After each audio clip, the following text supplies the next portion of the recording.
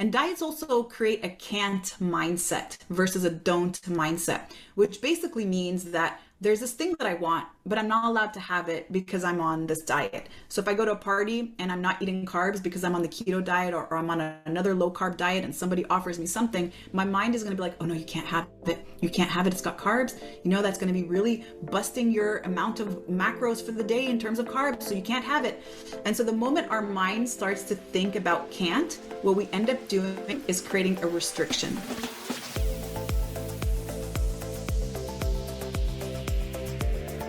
I think at this point, we can all agree that diets don't work in the long term.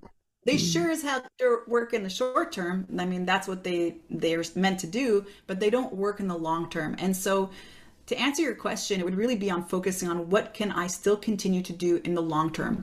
And so now we come to the word sustainability, because if you take out carbs, or if you commit to never eating sugar again or never eating chocolate again, and that's just really unrealistic for you, then what you end up doing is setting yourself up for failure anyway. And that's what diets do. And that's how we feel so demoralized after we do it.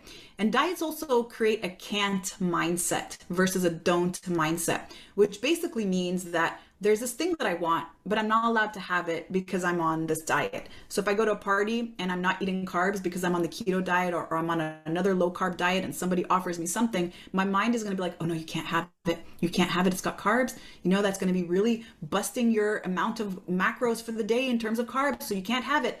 And so the moment our mind starts to think about can't, what we end up doing is creating a restriction. Restriction means is that we have a desire. That means there's a need or a want for that thing, but we don't allow ourselves to have it. And anytime we have a desire for something where we create a restriction, we end up building this reward system in the brain that makes us want that thing even more. So there's this dopamine reward system. And so that's the issue with diets. And that's what we do in my program, Make Peace with Food, is we help women overcome binge eating or emotional eating or out of control eating.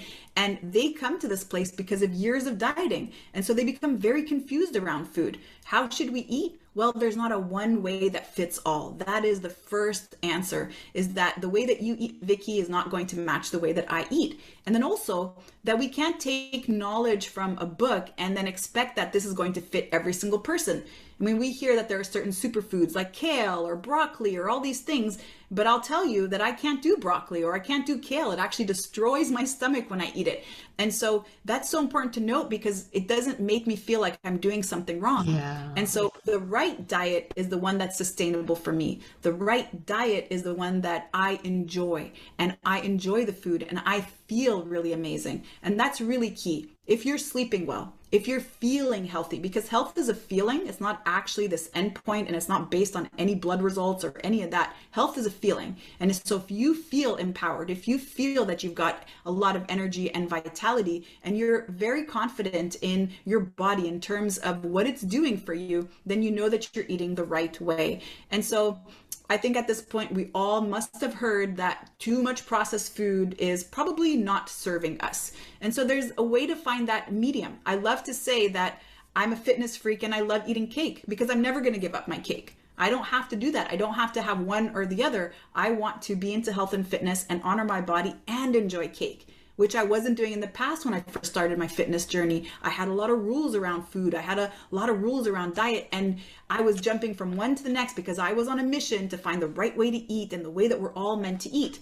And what that ended up doing is actually create a lot of disordered relationship with food, which again, imagine anybody who is creating all these rules about food, thinking certain foods are good and other foods are bad. What we also end up doing is attaching a lot of value and emotion to eating those food. So when I eat the good foods, I feel good. I'm good. I'm a good person, and I'm really good and so committed to my health rituals.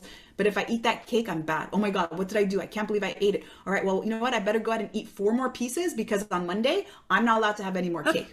And that's right. Isn't that silly? But that is what drives us to those irrational thoughts, because when we build up that polarized idea around diets and around food in general, that's what we end up creating, is we end up creating that reward system. So the best diet really is the one that works for you, knowing that, of course, it's going to serve us more if we eat more whole foods, and then just start to feel it. What foods feel right for me and what foods don't really maybe align with me, and maybe they impact my energy and impact my sleep. You'll notice if you have too much sugar, that's going to impact you. If you have too much processed food, that's going to disrupt your digestion. It's going to disrupt your energy. And so use that intuition and that feeling to have your body choose the foods that serve it most.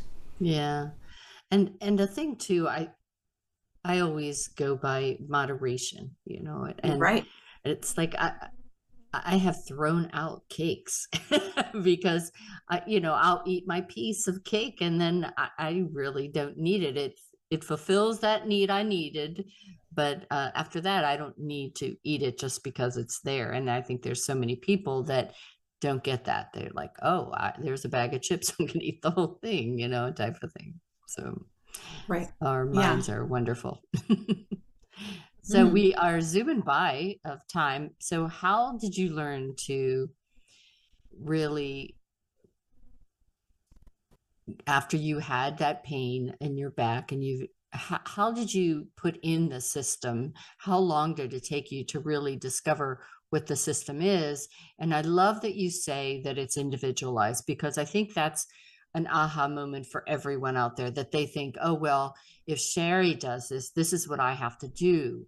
But I'm 5'2", or, I'm 7 foot, and I'm my body is made up differently. And I think that's where a coach really helps you to say, okay, let's look at you and see what works for you. So how did you come up with a system that could be individualized for your clients? Yeah, and it first starts with becoming so clear as to why you want to do something, because that's really the most powerful first step, is if you have a clear why. And when I say this, by the way, I want everyone who's listening to just think about why they're doing what they're doing, or why they're engaging in fitness, or really focus on their self-care. Why is that? Is it because you want to look a certain way? Is it because you are actually doing it to receive attention from other people? Or is it really more meaningful for you? Because the more meaningful it is, for example, if you had an aging parent, or you watch people around you get ill and pass away from a particular ailment, and you want to avoid that, then that becomes so powerful for you. Or maybe you want to be an amazing role model for your kids, knowing that kids don't do what we say, they do what we do, then that also is incredibly empowering. So for me, my big why, Vicky, was that I didn't want to be dependent on anyone to do the very mundane things in my life. There were many times in my life where I needed assistance to go upstairs. I needed assistance to go to the bathroom, or to even shower. I needed assistance to do a lot of those small things, even to tie my shoes. And so I knew 100% that I just wanted to be independent. And the way and the reason why I continue to train and stay so consistent in my training, I mean, the moment I started, I never stopped. Through pregnancies, after childbirth, through injuries, I just never stopped, because I have this big, big reason. And the reason is, I don't want anyone to take care of me. I want to be able to stand on my 2 feet up until my last moment and my Oh my last breath. goodness. Right.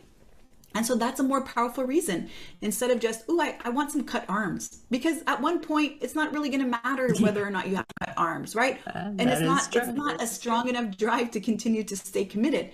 But what happens is, when that becomes your reason, and it's so deep and it's so inspirational, it really comes from within, you then start to stay consistent. And so the way I really created my method, and the way that I create the results in my physical fitness and as well as with my clients, is I always say consistency first before intensity. That's the most important thing. Most of us, when we start our health and fitness journey, we are all about intensity. And, as we're recording this, it's now November 6th, 2023. However, the New Year's is right around the corner. And that's generally the time where people are like, okay, New Year's, Yes. new Sherry 2024. Sherry 2024 is going to work out every single day, and she's going to go for a run every single day, and she's going to buy all those fitness clothes, and she's going to do all these things, and she's going to never eat carbs again. And so it's so intense, which is hard to sustain. Yeah. But consistency instead just means that I'm going to show up for myself no matter what, no matter how little. And that's really how I've been able to stick to it, because consistency also means that I'm constantly tuning in